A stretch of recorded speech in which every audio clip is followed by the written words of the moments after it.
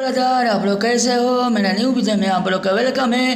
फिर एक धमाका संग लेके आ चुका हूँ आप लोग के बीच में। जो भाई मेरे गाना को सुनते हो तो लाइक करें, कमेंट करें, शेयर करें और यह गाना को इतना शेयर करें कि दूसरे के पास जाए।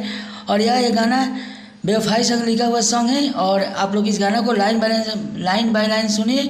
मौत लगे तो भाई के लिए लाइक करें, कमेंट करें, शेयर करें। चलिए इस गाना को हम सुनाते हैं, पहले मुखरा सुनाते हैं। जा कबूतर पूछे आव का बा उनकर हाल, जा कबूतर पूछे आव का बा उनकर हाल, कैसे रह तारी गाँव वाली माल, कैसे रह तारी गाँव वाली माल।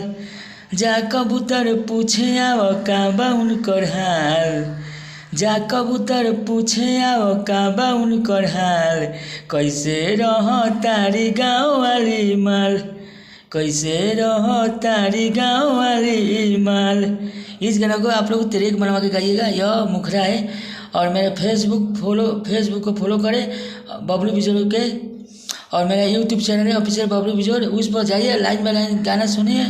और दोस्त आप लोग मेरे गाना को सपोर्ट करो कि दूसरे के पास जाए। चलिए आंतरा सुनाते हैं। आंतरा आप लोग को मस्त लगे तो भाई के लिए लाइक करें, कमेंट करें, शेयर करें। चलिए आप आंतरा वन सुनाते हैं। हमारा के छोड़ गइल को के बारे बाद हो, ले के जियो तानी उनकर दर्द हो। यहाँ दो बगाना है।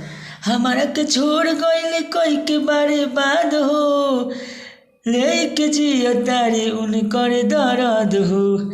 जा कबूतर पूछे आओ का बा उनकर हाल, कैसे रह तारी गाँव वाली माल, कैसे रह तारी गाँव वाली माल। यह अंतरा वन है, यह मुखरा है। इस गाना को ट्रैक बनवा कर गाइएगा, म्यूजिक बनवाइएगा, अच्छा से गाइएगा। और गाना यह फ्री में है यूट्यूब पर, मेरे चैनल पर जो भी गाना जाएगा तो वह गाना फ्री में गाइएगा। और मैं थोड़ा बिजी हूँ इसलिए गाना मैंने लाइन बनाई है, अब चाहता गीत आएगा। चलिए अंतरा क्यों सुनाते। हमारा बारे में अगर पूछिया जान हो, कह दिया रोई संग बबलू बावे मगन हो। यहाँ दो बगाना है। हमारा बारे में अगर पूछियन जान हो, कह दिया रोई संग बबलू बावे मगन हो। जा कबूतर पूछे आओ का बा उनकर हाल, जा कबूतर पूछे आओ का बा उनकर हाल, कैसे रह तारी गाँव वाली माल, कैसे रह तारी गाँव वाली माल। जा कबूतर पूछे आओ का बा उनकर हाल, कैसे रह तारी गाँव वाली माल।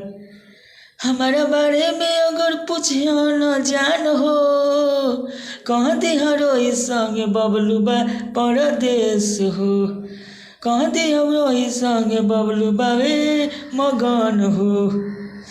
जा कबूतर पूछे आओ का बा उनकर हाल, कैसे रह तारी गाँव वाली माल, कैसे रह तारी गाँव वाली माल। चलिए अगले वीडियो में आप लोग का वेलकम रहेगा। फिर धमाका संग लेके आऊँगा चैता गीत, और चैता गीत को इतना शेयर करें ताकि पूरा ऑल इंडिया में मेरा गाना बाजे। चलिए अगले वीडियो में वेलकम है।